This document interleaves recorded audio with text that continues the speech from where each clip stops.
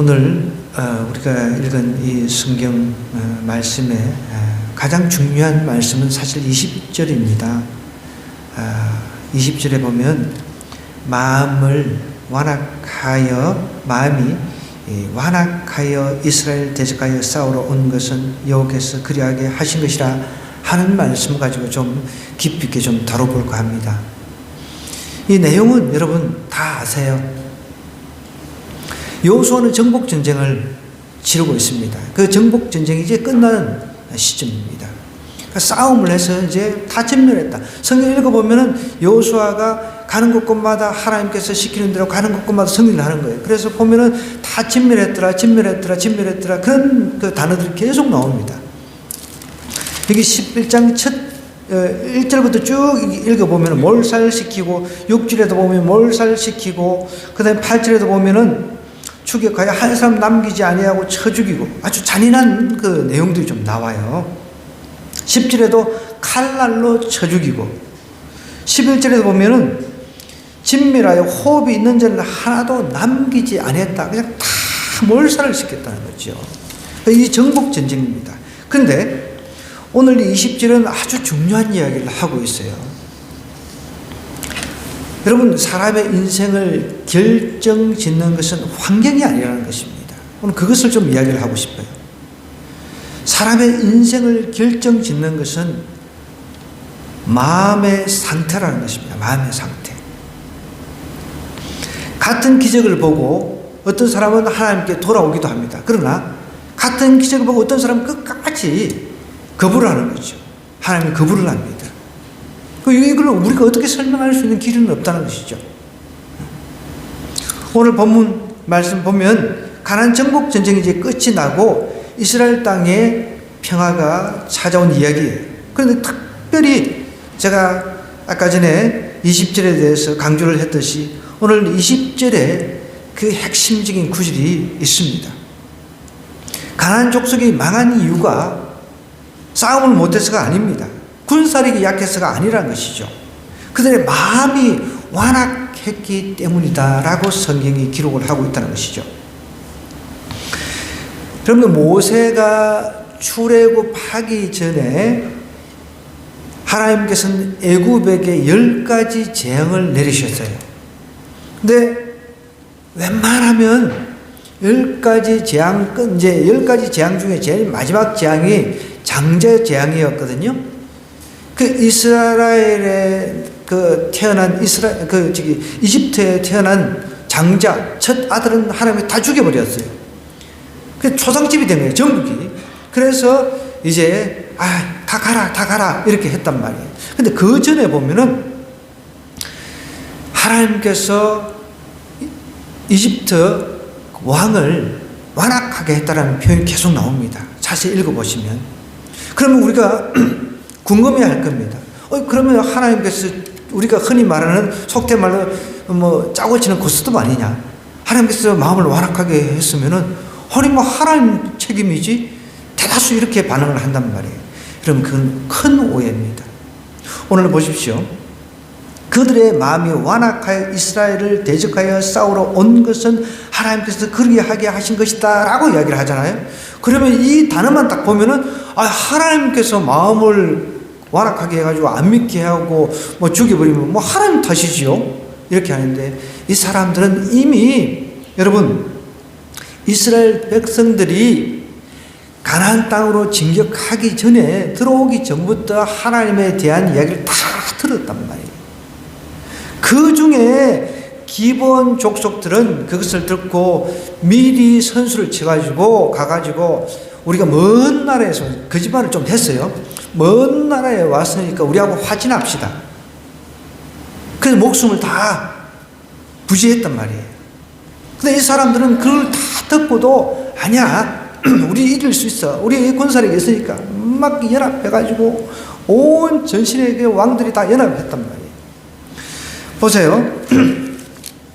11장 처음부터 이렇게 쭉 가보면요. 하솔 왕 야빈이 이 소식을 듣고 마돈 왕 요밥과 시므론 왕과 악삽 왕 하여간 왕들을 주변에 왕들을 다 끌어모아가 연합 전선을 형성을 했단 말이에요. 우리 이 정도면은 저거 잽도 안 돼. 아무것도 안 되니까 우리 충분히 이길 수 있어. 오히려 더 마음이 강팍해져 있었다는 것이죠. 마음이 강팍해져 있었던 상태에서 하나님께서 내버려 둔 거예요. 여러분, 이게 가장 무섭다는 거죠. 우리가 예수님 믿으라, 예수님 믿으라, 예수님 믿고 천국 가야 됩니다, 이렇게 이야기를 하는데 아무리 해도 강팍한 사람도 있잖아요. 저도 최근까지 제가 그래도 사회 초년생일 때, 사회 처음 나왔을 때 저에게 직장도 알선해 준 형님이 있었는데, 그 형수님이 여러분도 한 번쯤은 들으셨을 거예요. 부산의 형제복지원 사건 들어보셨죠? 뉴스에 들어보셨어요? 그럼 형제복지원 그 장로님 따님이셨어요. 어쨌든 여러분, 사회에 문제가 생기고 저도 이제 나중에 이제 알게 된 거죠. 그런 내막들을 갖다가 예수님 믿고 나니까 형제복지원 사건, 그 장로가 얼마나 나쁜 짓을 했는지. 그리스도의 이름으로 나쁜 짓 하는 사람 많습니다, 여러분. 목사도, 장로도, 집사도, 권사도 그런 사람 많다는 것이죠. 그런 사람들 때문에 많은 사람들이, 믿지 않는 사람들이 시험에 빠지기도 하거든요. 그러나 우리 그런 사람들만 또 봐서는 안 된다는 것이죠. 어쨌든 그 형수님이죠. 그 딸이었단 말이에요.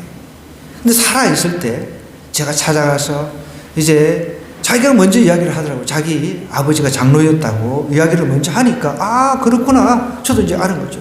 그래서 다시 형수님, 이제 예수님께로 다시 돌아와야 됩니다. 제가 설득을 했죠. 집 찾아가가지고 전혀 마음에 요동이 없었습니다.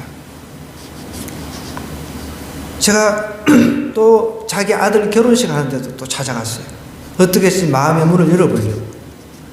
내 마음의 문을 다 닫고 있는 거죠.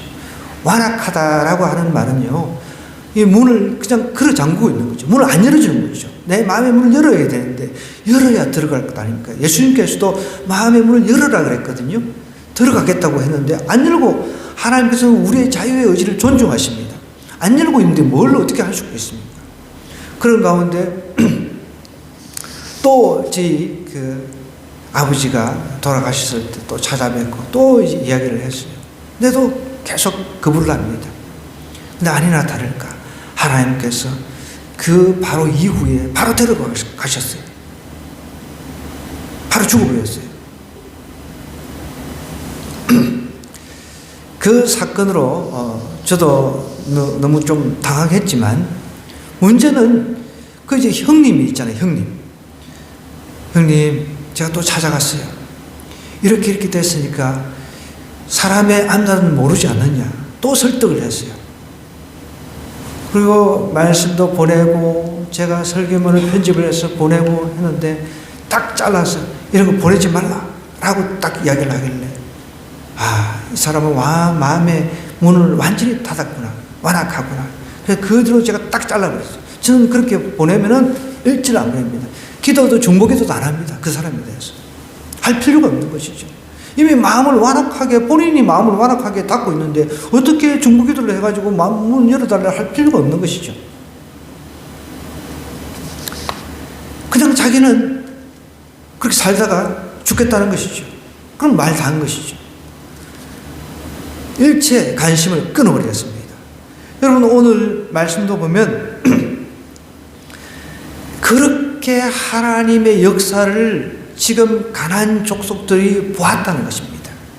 그런데도 마음의 문을 완악하게 걸어 잠그고 열지를 않는 거예요. 그러니까 하나님께서 그대로 어떻게 보면 내버려 두신 거죠.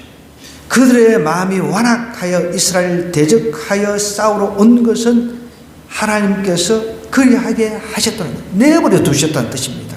그대로 그 마음, 그러니까 더 굳어지도록 내버려 두셨다는 거죠. 여러분, 이게 가장 무섭다는 거예요. 여러분, 주변 사람들이 자꾸만 마음문을 열게끔 이야기를 하는데도 불구하고 마음문을 꽉 잠그고 있으면 그걸 누가 열겠습니까? 수술 칼로 들이대가지고 열 수 있다고 한다면 얼마나 좋겠어요. 그러나 그렇게 할 수가 없잖아요. 여러분, 우리 남녀가 싸우거나 부부가 싸우거나 또 자녀들하고 뭐 이렇게 다툽니까? 그럴 때 막 성질난다고 그냥 문 잠고 들어가지고 문 탁 걸어 잠고 있으면 막 문 두드려도 잘 안 나오잖아요. 그죠? 근데 그 마음이 풀어질 때까지 기다릴 수밖에 없는 것이죠. 동굴에서 나올 수 있도록. 그러니까 이렇게 완악한 상태에서 하나님께서 아무리 해봐야 이 마음이 더 굳어지니까 그대로 그냥 내버려 둔 거죠. 보세요. 16절부터 쭉 보면은 여호수아 이같이 그 온 땅, 곧 산지와 온 네겝과 고센 온 땅과 평지와 아라바와 이스라엘 산지와 평지를 다 점령했다 그랬습니다. 곧 세일로 올라가는 한락산에서부터 헤르몬, 이게 헤르몬은 어떻게 보면 이 이스라엘에서 유명한 그런 산입니다. 헤르몬산. 헤르몬산은 그래서 이름이 신에게 바쳐진 그런 뜻이 있습니다. 그러니까 그 산 아래 레바논 골짜기에 발까지라 그들의 왕들을 모두 잡아 쳐 죽였다 그랬거든요. 자, 이 정도면 남은 사람들은 빨리 화친을 해야죠. 아, 우리 싸워봐야 답이 안 나오니까 빨리 가서 이스라엘하고 그냥 평화조약 맺고 목숨이라도 좀 건지자. 이렇게 해야 되는데, 덤벼드는 거죠.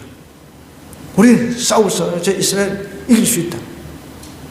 이런 그 교만한 마음이 그냥 닫혀 있어가지고 완악한 상태에 있었다는 것이죠.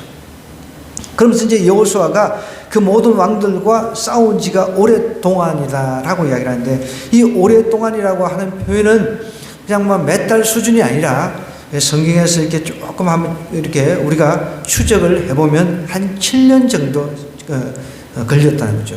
이 정복전쟁이 하루 이틀 사이에 정복전쟁이 그렇게 끝난 건 아닙니다.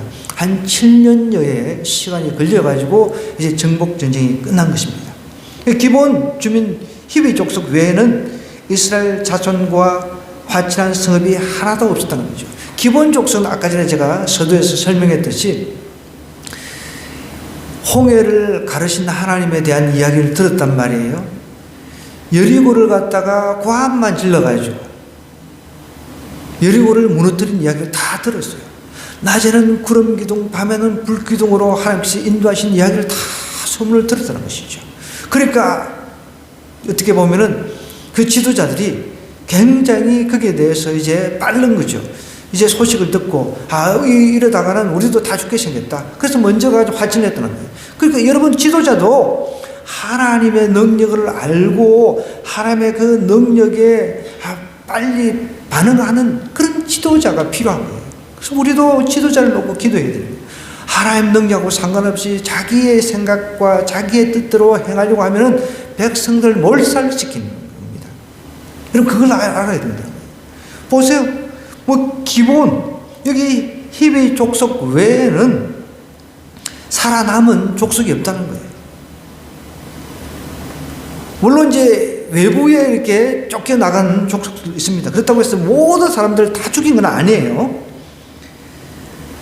기본 주민 히브리 족속 외에는 이스라엘 자손과 화친한 성읍이 하나도 없고 이스라엘 자손이 싸워서 다 점령을 했다. 다 정복을 이제 부분적으로 이제 그 이스라엘 영토 밖에 이제 가나안이 이제 이스라엘 영토가 됐잖아요. 그러면 영토 밖으로 다 밀려 나간 거죠. 도망가가지고 이제 쫓겨나가가지고 그나마 이제 그 생존하고 있는 족속들도 있었는데 나중에 나옵니다. 그 족속들은 힘을 모아가지고 이제 이스라엘 대항할 수 있는 그런 힘이 전혀 없었습니다. 그러니까 이 땅에 이제 평화가 찾아오게 된 거죠. 그래서 20절이 오늘 핵심적으로 우리에게 이야기를 하고 있는데 그들의 마음이 완악했어. 여러분 우리도 예수 믿는 사람 완악하면 안 된다는 거예요. 완악하면 은혜를 받을 수가 없습니다. 하나님께서 우리에게 은혜를 주시기를 원하십니다. 그러면 우리의 마음을 꽉 잠그고 하나님 은혜 주세요 이렇게 해봐야 백날 가도 소용이 없다는 것이죠. 아까 제가 서두에 제가 정말 그래도 인생에 있어서 신세를 졌다고 하는 형님인데 그 비참하게 그 자기 아내가 그렇게 죽는 모습을 보면서 또 제가 전화 통화를 하면서도 또 설득을 했습니다. 냅두라. 막 보내지 마라. 막 이래버리니까 제가 불쌍하던 마음, 긍휼을 품었던 마음이 사라져버리는 거예요. 하나님 앞에 간절하게 기도하고 그 마음들이 사라져버리는 거예요. 저도 인간이잖아요. 인간이 똑같은 인간끼리 대화를 하는데 하나님에 대한 그 긍휼의 마음을 품고 기도를 하는데 그 마음이 사라져버리면 여러분 하나님은 어떻겠습니까? 하나님은 어떠시겠냐는 거예요. 그러니까 이 이스라엘이 지금 정복 전쟁을 하는데 이 정도 되면은 우리라도 살아야 되겠다. 우리 족속에서 살아야 되겠다 해서 먼저 위정자들이 여호수아 찾아가가지고 우리가 이렇게 해서 이렇게 화친하러 왔습니다. 제발 좀 화친해 주세요. 우리 살려주세요. 목숨만이라도 구걸을 했어야 되는데 그렇게 하지는 않았다는 것이죠. 마음이 완악하니까 하나님께서 내버려 두어버리는 거죠. 여러분 우리도 하나님 앞에 마음의 문을 활짝 열어야 돼요. 활짝 열어야 은혜가 그 속으로 들어갈 수가 있다는 것이죠. 하나님 앞에 은혜를 잘 받는 사람들은 마음의 문을 여는 거죠. 나의 연약함을 아는 사람, 이런 사람이 하나님 앞에 자신의 마음을 내려놓는 것이죠. 하나님 저는 죄인입니다. 하나님 저는 할 수 없습니다. 하나님께서 도와주셔야 합니다. 그렇게 하나님 앞에 나아가는 사람이 정말 마음이 열린 사람인 거죠. 마음 완악한 마음을 갖다가 성경에는 갈아엎으라라고 이야기를 하고 있거든요. 갈아엎어야 된다는 거예요. 단단한 그 마음을 갖다가 갈아엎어야 되는 거예요. 저도 시골에 있을 때 농사를 짓는 모습들을 이렇게 보았잖아요. 어릴 때. 그럼 단단한 그 흙이라든지 논을 갖다가 소를 통해 가지고 전기를 거기에 채워 가지고 그걸 갖다가 갈아엎습니다. 갈아엎고 난 뒤에 이제 우리는 이제 경상도에서는 이제 소시랭이라 그래요. 이제 소시랭이 같은 그런 걸 가지고 그 단단한 그 흙을 갖다가 깨서 이렇게 뒤에 따라가면서 소가 앞으로 이제 쟁기를 이렇게 끌고 가면 우리는 뒤에 이제 뭐 그때는 어릴 때니까 조그만하니까 이제 그런 걸 가지고 이제 농기구 같은 걸 가지고 뒤에 따라가면서 흙을 이렇게 부수는 거예요. 잘게 부수는 거예요. 잘게 부수지 않고서는 거기에 씨앗을 뿌릴 수가 없다는 것입니다. 여러분 우리는 우리의 단단한 마음이 있으면은 하나님께로부터 은혜를 받을 수가 없다는 것이죠. 냉해가지고 그 하나님께서 은혜를 주시기를 원하시는데 하나님께서 뭔가 우리에게 신령한 은혜를 주시길 원하는데 그것을 내가 내 마음에 굳어가지고 완악해가지고 단단해가지고 잠그고 있으니까 은혜를 받을 길이 없다는 것입니다. 그래서 하나님께서 그래 너 은혜 받을 자세가 안 돼 있구나. 그대로 그냥 내버려 두버리는 거죠. 이것보다 여러분 더 무서운 게 없다는 것입니다. 그들의 마음이 완악하여 이스라엘을 대적하여 싸우러 온 것은 여호와께서 그리하게 하신 것이라. 너무너무 무서운 거예요. 어떻게 보면. 근데 사람들은 따지기 좋아하는 사람들, 하나님께서 이렇게 하셨네. 그러면 우리가 못 믿게 한 것도 하나님께서 하셨고, 믿게 한 것도 하나님께서 하신 것이고, 이렇게 따지고 덤벼드는 사람들이 있습니다. 여러분, 절대 그렇지 않다는 거예요. 하나님이 그러실 리가 없는 거죠. 하나님 믿겠다고 덤벼드는데, 하나님을 찾는 사람인데, 하나님께서 마음을 열어주시고 영접하지 않으시겠습니까? 하나님을 간절히 찾아라 그랬거든요. 하나님께서 간절히 찾는 사람, 하나님 만나주시겠다고 약속하신 분인데, 그렇잖아요. 은혜를 입지 못하게 하시고 여호와께서 모세에게 명령하신 대로 그들을 그냥 멸하려 하십니다. 만약에 이 사람들이 안 싸우고 안 덤벼들고 화친을 하려고 했더라면 모세를 통해 가지고 저들을 다 흡수를 해라. 기도원 그 족속처럼 흡수를 해라라고 아마 하나님께서도 그렇게 하셨을 거예요. 하나님은 한 영혼이 하나님 앞에 회개하고 돌아오는 것을 원하십니다. 그래서 천국에서는 예수님 믿고 이 땅에서 한 영혼이 예수님께로 돌아오면 천국에서는 잔치를 벌인다 그랬습니다. 여러분 보십시오. 이들은 기회를 잃어버렸습니다. 마음이 완악한 것 때문에 또 21절에 가보면 그때 여호수아가 가서 산지와 헤브론과 드빌과 아납과 유다 온 산지와 이스라엘 온 산지에서 아낙 사람들을 멸절하고 그가 또 그들의 성읍들을 진멸해 바쳤다 그랬습니다. 여러분 여기에 보면 특이한 아낙 사람들이 나와요. 여호수아가 원래 가나안 땅 정탐하러 이제 특공대를 보냈습니다. 특공대를 보내서 정탐을 하게 했는데 그 정탐꾼들이 돌아와 가지고 보고를 했는데 온 백성의 간담을 서늘하게 했던 족속들이 아낙 족속이었어요. 그러니까 이 족속들은 네피림 후손이라고 이야기를 합니다. 그러니까 네피림이라고 해서 거인을 말합니다. 엄청난 그 키가 큰 거죠. 덩치가 엄청나게 좋았던 그런 족속이라고 보면 되겠습니다. 그 아낙 사람들도 한 사람도 그 가나안 땅에 남기지 않고 죄다 다 몰아낸 거죠. 물론 이제 나중에 이제 그 이스라엘이 왕정 정치가 되었을 때 다윗이 여기서 이제 골리앗하고 싸우는 내용이 나오죠. 아직도 이제 이제 있으니까 지금은 변방에 밀려간 상태예요. 변방에 밀려갔다가 다시금 이제 막 애 놓고 해가지고 막 그 종족이 좀 많이 이제 그 성장이 한 거죠. 그런 가운데서 이제 힘이 세지고 하니까 결국은 이제 이스라엘을 괴롭혔던 것이죠. 그때 다윗이 전면에 또 등장하는 그런 일이 있습니다. 근데 보면은 아낙 사람들도 하나도 남지 아니하였고 가사와 가드와 아스도데만 남았다라고 이야기를 하고 있습니다. 이와 같이 여호수아가 여호와께서 모세에게 말씀하신 대로 그 온 땅을 점령하여 이스라엘 지파의 구분에 따라 기업으로 주매 그 땅에 뭐가 그쳤다고요? 전쟁이 그쳤다라고 이야기를 하고 있습니다.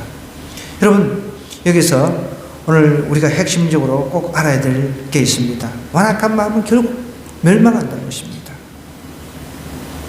완악한 마음은 멸망한다는 거예요. 우리 옆 사람하고 좀 이야기를 좀 하겠습니다. 유혹 들으시는데 너무 따뜻해서 잘 주무시는 것 같아요. 항상. 자, 완악한 마음은 멸망합니다. 완악한 마음은 멸망한다는 것. 이거 절대로 여러분 잊어버리면 안 됩니다. 내 마음이 굳어 있어요. 그럼 은혜를 못 받는다고 그랬어요. 내가 어떤 죄를 졌어요. 죄를 졌음에도 불구하고 전혀 거기에 대해서 회개하는 마음이 없어요. 그럼 내 마음이 완악하다라는 증거입니다. 완악하다는 증거인 거죠. 눈에 뻔히 보이는 거짓말을 하고 있는데 전혀 거기에 대해서 마음에 찔림이 없다. 완악한 거죠. 저도 오늘 아침에 완악한 사람을 봤어요. 너무 마음이 불편한 거예요. 우리 12월 31일 날 우리 밑에 하여간 이름을 이야기하지 말라고 자꾸 이야기를 하고 있어요. 우리 아들이 이 사장님이 그래도 오셔가지고 그래도 등록도 하고 이제 신앙생활 잘 하기로 이렇게 약속을 하고 했는데 아침에 제 앞에 보이길래 아니 나중에 올라와야죠. 그랬더니 네 그러겠습니다. 그렇게 이야기를 해요.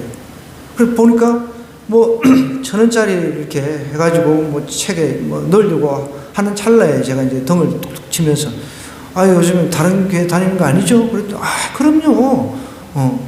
그 나중에 올라올 거죠? 그러니까 네. 아주 떳떳하게 이야기를 하길래 오늘 올라오는가 보다 우리 일부 예배를 드리는가 보다 하고 이제 제가 이제 보니까 아니 이 친구가 다른 데로 가는 거야. 이상하다. 분명히 나하고 이야기를 해놓고 저럴 수가 있나? 그래서 제가 이제 가만히 지켜보고 있으니까 혹시 또 내가 쳐다보고 있는 것 같은 느낌이 들어서 그런지 다시 오는 거예요. 그래서 제가 얼른 몸을 숨기고 안 되겠다 해서 차 안으로 다시 들어갔어요. 문을 열고. 차 안은 좀 캄캄하니까 안 보이잖아요, 밖에서. 그래서 차 안에 있으니까 다시 이렇게 쑥 나가는 거예요. 다시 쑥 나가면서 한참 멀리 가. 여기에 이제 교회가 어디 있는 거 우리가 다 알잖아요. 어디에 무슨 교회가 있고 다 아는데, 여기도 지나치네? 그래서 나중에 제 시야에서 이제 사라지는 거예요. 그래서 얼른 뛰어나가가지고, 그래서 제가 뛰어가지고 보니까 이 사람이 천주교로 들어가는 거예요. 천주교 성당으로. 제가 너무 기분이 좀 안 좋더라고요. 이야기라도 차라리, 나는 우리 여기 뭐 작은 교회가 싫어가지고 나는 전주교회 다닙니다. 이러면은 그냥 그러라고 내가 무슨 이야기를 하겠습니까? 물론 전주교는 우리 기독교에서 그렇게 이단으로 이렇게 보기 때문에 가고 싶으면 좀 제대로 된 정통교회를 가라고 제가 이제 권해는 주겠죠. 근데 저하고 그렇게 방금 그렇게 이야기를 하고 전혀 거리낌 없이 그렇게 행동을 해버리니까 제가 너무 참 황당하고 당황스럽더라고요. 여러분, 그것을 마음이 완악하다라고 이야기를 하는 겁니다. 완악한 거죠. 정말 완악한 거죠. 완악한 정도가 아니라 제가 정이 뚝 떨어져 버리는 거예요. 사람이 그렇잖아요. 아니 그렇게 나하고 지금 이야기해놓고 금방 이야기해놓고 그렇게 행동을 해버리면 여러분 같으면 어떻게 하겠습니까? 그럼 완악한 것이죠. 여러분, 이스라엘 백성들이 진격하고 가나안 정복 전쟁을 치를 때 한결같이 완악했단 말이에요. 마음이 완악해가지고 한결같이 완악해가지고 자, 우리 이길 수 있다. 우리 함께 뭉치라. 뭉치면 이기고 흩어지면 산다. 흩어지면 죽는다. 그런 이야기를 하잖아요. 그죠? 여기 뭉치면 죽어요. 여러분, 주님 앞에는 주님을 대적하는 사람들은 아무리 뭉쳐봐야 소용이 없습니다. 주님을 대적하는 세력은 아무리 뭉쳐봐야 소용이 없다는 것이죠. 그거는 그들의 마음이 완악해 있기 때문에 그렇다는 거죠. 마음이 완악하지 않으면은, 마음이 풀리면 기도원 족속처럼 사는 거예요. 오늘 성경이 그것을 우리에게 정확하게 이야기를 하고 있습니다. 이 완악이라고 하는 뜻은 하나님의 말씀을 들었습니다. 기적을 봤습니다. 그럼에도 불구하고 돌이키지 않는 거죠. 재앙을 봐도 마음이 완악한 거예요. 재앙을 봐도 마음이 완악한 거예요. 여러분, 여기 여호수아서를 쭉 자세히 읽어보시면 하나님께서 어떤 때는 전력이 약할 때가 있어요. 이스라엘 사람들이 전력이 약해. 그럴 때는 막 어떤 걸 하늘에서 우박 같은 걸 쏟아가지고 죽여버립니다. 하나님께서 하늘에서 우박을 내려가지고 그냥 전멸을 시켜버리는 거예요. 성경에는 여러분, 우박을 이야기를 해요. 마지막 때 예수님께서 오시기 전에 여러 가지 천체 이상들도 이야기를 하지만 우박을 갖다가 여러분 그 달란트로 이야기를 해요. 한 달란트가 되는 그런 우박이 떨어진다는 거예요. 그러면 여러분 한 달란트는 4kg 정도 되거든요. 그 정도 되는 우박이 하늘에 떨어진다면 그거 맞고 살아있을 사람이 누가 있겠습니까? 그런데도 사람들이 마음이 완악하다는 거예요. 회개를 안 한다고 성경이 이야기를 하고 있다는 거예요. 여러분, 우리가 어떤 죄악에 있어서, 작은 죄악에 있어서도 내가 거짓말 하나 한 것에 대해서도 내가 마음이 정말 하나님 앞에 동의하는 마음이 있다고 한다면 이 사람은 완악한 사람이 아니에요. 그러나 작은 것도 아니라 그냥 밥 먹듯이 그냥 이야기하고 거짓말하는 거, 이거는 완악한 사람 중에 완악한 것이죠. 죄에 대해서 무감각하다면 내 마음이 완악해져 있다는 것입니다. 사람의 마음이 완악하면 결국은 멸망하는 거예요. 멸망밖에 없습니다. 하나님은 우리 모두가 다 예수 믿고 구원받기를 원하세요. 마음 완악한 것을 갈아엎어서 하나님께서 은혜로 주시는 구원을 선물로 받아 누리기를 원하신다는 거예요.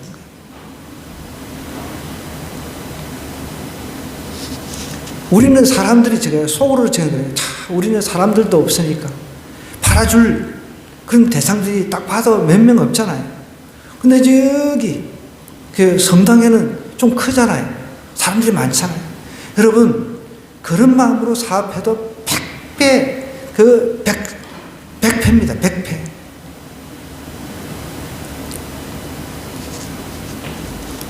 그래서 제가 기도하면서 하나님 찾아가서 혼을 내야 됩니까? 내버려 두라. 완악한 그대로 내버려 두라는 마음을 주시는 거예요.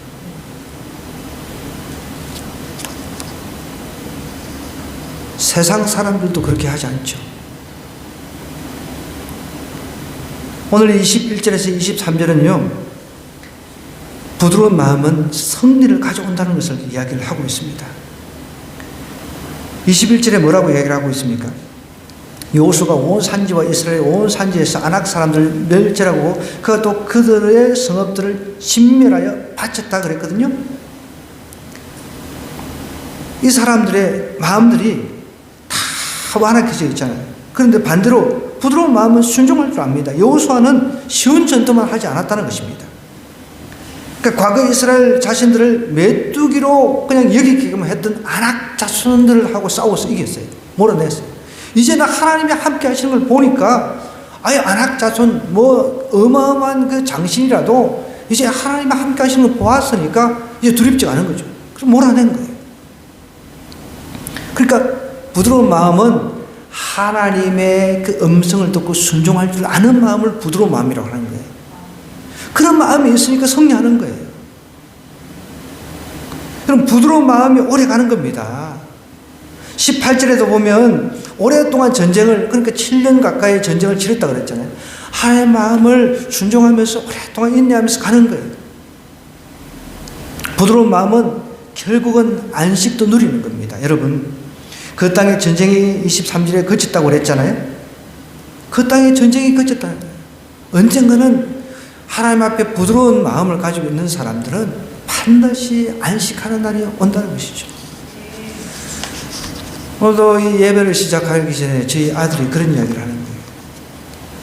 왜 우리 예수님 믿는 사람들은 어려움을 당하고 더 잘 먹고 잘 살아야 되는데, 자기도 이렇게 보면은 자기 친구, 예수님 안 믿는 친구들이 오히려 뭐 공부를 더 열심히 잘하는 것 같고, 그러니까 이제 그런 질문을 저한테 이야기를 하는 거예요. 제가 순간적으로 약간 좀 그 당황을 했지만은, 눈시울이 조금 제가 좀 붉어졌어요. 하나님, 물론 우리가 여러분, 예수님 잘 믿으면 뭐든지 다 잘 되고, 막 자녀들도 잘 되고, 우리 자녀들도 예수님 잘 믿으면은 다 서울대 가고, 자녀들은 또 뭐 사업을 하는데, 또 우리 예수 믿는 사람이 사업을 하는데 다 잘 되고, 그러면 얼마나 좋겠습니까? 그렇지가 않잖아요. 그래서 제가 예수님 12제자 이야기를 쭉 했어요. 그 중에 단 한 사람도 잘 먹고 잘 산 사람이 없지 않느냐. 물론 여러분, 예수님 잘 믿고 잘 사는 사람이 있어요. 저도 그런 사람이 부러워요, 솔직히. 이 땅에서 예수님 잘 믿고 잘 사는 사람들 많습니다. 저도 여러분들이 그런 사람 되기를 원해요. 저도 대형교회에서 목회를 했기 때문에 여러분 11조를 1,000만 원 하는 사람들이 많았습니다. 그런데 여러분, 그런 사람들도 있지만, 하나님께서 복을 주셔서 그런 사람도 있지만은, 또 정말 예수 믿는데도 일이 잘 안 풀리고 어렵고 힘들고 그런 가운데서 한 날 한 날 또 살아가는 사람들이 있거든요. 그런데 우리가 이 땅에서 누리는 것만을 가지고 평가를 하지 말자는 것이죠. 이 땅에서 누리는 사람들은 이 땅의 상급을 다 받았을 수도 있는 거죠. 그러나 천국에서 하나님 주시는 상급은 또 틀리다는 것이죠. 어제 여기 주변에 목사님 중에 한 분이 또 그런 이야기를 하시는 거예요. 저를 찾아와가지고. 어떤 교회, 아주 유명한 교회 목사님은 월급을 1억 5천을 받는데, 한 달에. 그래서 제가, 아니, 그 연봉이 아니고? 그랬더니, 아니래. 1억 5천을 받는 1억. 저도 갑작스럽게 띵한 거예요. 1억 5천이라고 하니까, 와, 엄청나다. 월 1억 5천을 받는답니다. 근데 우리는 저도 저희 집사람이 저한테 한 달에 100만 원만 좀 갖다 주봐라고 자꾸 이야기를 하는데, 저도 참 할 말이 없는데, 여러분, 이 땅에서 하나님께서 그들에게 물질의 복을 주셔가지고 누리는 경우도 있습니다. 그러나 그렇지 않은 경우도 많기 때문에 그들이 우리의 모든 측면에서 롤 모델은 아니라는 것이죠. 여러분, 하나님 입장에서 이 땅에서 많은 것을 누리고 사는 그 사람들을 저 천국에서 더 대우를 잘 해주시겠습니까? 아니면 보십시오. 12제자들 같은 경우 이 땅에서 얼마든지 하나님께 자기의 생명을 들었으니까, 그래, 이 땅에서도 분명히 예수님께서 이야기하셨거든요. 이 땅에서도 부모를 버리고 예수님을 쫓은 사람들은 30배, 60배, 100배 결실 맺게 해주겠다 약속을 하셨으니까 그걸 얼마든지 믿었지 않겠습니까? 그러나 그들은 정말 예수님이 직계 제자였는데 죄다 그 요한 빼놓고는 다 순교 배열에 올라갔습니다. 순교 대열에 올라갔다는 것이죠. 그러면은 여러분들도 그렇게 생각할 겁니다. 이 땅에서 차라리 순교 안 하고 이 땅에서 좀 잘 먹고 잘 살고 아주 뭐 큰 부자로 이렇게 살다가 가면 되지 않습니까? 그게 여러분 뭐 그거는 개인의 선택이지만 또 하나님이 이 땅에서 그렇게 또 부를 누리게끔 해주시고 잘 먹고 잘 살게 해주시고 하는 것은 또 하나님의 주권인 거죠. 그런데 분명한 것은 여러분, 하나님께서 우리에게 영원한 안식을 허락해 주신다는 것입니다. 그때까지는 여러분, 제가 생각할 때 물론 너무 가난해도 이게 지옥이에요. 그런데 너무 또 부해도 사람은 타락하기가 가장 또 쉽다는 것이죠. 그래서 너무 부해도 안 되고 너무 가난해도 문제가 생기니까 하나님께서는 어떻게 보면은 우리가 부하면은 여러분 생각해 보세요. 간절함이라고 하는 것이 사라지잖아요. 그렇잖아요, 여러분. 너무 지금 잘 먹고 잘 살아요. 한 달에 뭐 1억 5천씩 들어오는데, 아니 생각해 보세요. 한 달에 대형교회 목사님이 1억 5천을 받아요. 그러면은 그거는 안 쓸 수 있는 금액입니다. 왜냐하면 나머지는 다 모든 것 다 쓸 수가 있거든요. 판공비라든지 이런 것도 어마어마하게 쓸 수 있습니다. 저도 대형교회를 이제 제가 섬겨봤기 때문에 압니다. 그러면 뭐 한 달에 1억 5천만 가지고 그냥 안 쓰고도 그냥 은행에 파킹을 해놓을 수가 있다는 것이죠. 매달. 여러분 그런 거 부러워하면 안 됩니다. 여러분 여호수아는 정복 전쟁을 하면서 목숨 내놓고 했어요. 쉽게 한 것도 아니라는 거죠. 엄청난 전력을 가지고 있는 수많은 종족들과 싸워서 이겨냈습니다. 아마 천국에서 여호수아는 정말 평안한 안식을 누리고 있었을 것입니다. 여호수아 일평생을 우리가 한번 추적을 해보면 편안할 날이 어디 있었겠습니까? 안식할 날이 어디 있었습니까? 전쟁을 하는데 여러분 전쟁이라고 하는 것은 언제 죽을지 모르잖아요. 그냥 눈 깜빡할 사이에 칼에 맞아 죽는 거죠. 그런 가운데 여기서 던지는 메시지는 정말 만악하지 않았던 이 이스라엘 백성들은 하나님께서 안식을 주신다는 메시지를 우리에게 또 한 번 던지고 있다는 것이죠. 이 땅에 우리가 던지고 싶은 메시지가 많이 있죠. 그러나 여러분, 제가 살아오면서 한 가지 깨달은 건요, 가장 힘들 때 가장 깊이 하나님을 만난다는 겁니다. 이건 절대 불변의 진리입니다. 그래서 너무 우리가 또 잘 나가면요, 타락할 가능성이 높아요. 그래서 우리를 붙잡아 주시고 우리를 어려운 가운데서 붙잡아 주시는 것 이것만 해도 하나님의 은혜인 것을 믿어야 된다는 거예요. 그래야 우리가 마음이 완악해지지 않거든요. 하나님은 우리가 마음이 완악해지면 너 하나님하고 좀 멀어지구나? 하나님께서 어떻게 보면 그래 너는 여기서 이 땅에서 받는 것을 끝내라 라고 하실 수 있다는 것이죠. 여러분 이 땅에서 받는 상급이 좋아요? 저 천국에서 받는 상급이 좋아요? 나는 할렐루야. 네. 근데 속으로는 다 이 땅에서 제가 알고 있습니다. 속으로는 다 이 땅에서 하나님 이 땅에서 여러분 그건 하나님의 권한에 달려 있으니까. 근데 제가 논문을 써봤잖아요. 논문을 써보니까 일대에서는 굉장히 고난을 많이 당해요. 일대에서는. 그런데 2대, 3대, 4대에서 그것을 누리더라는 거예요. 그 1억 5천 받는 사람이 우리가 정말 뭐라 하고 막 비난할 건 없는 거예요.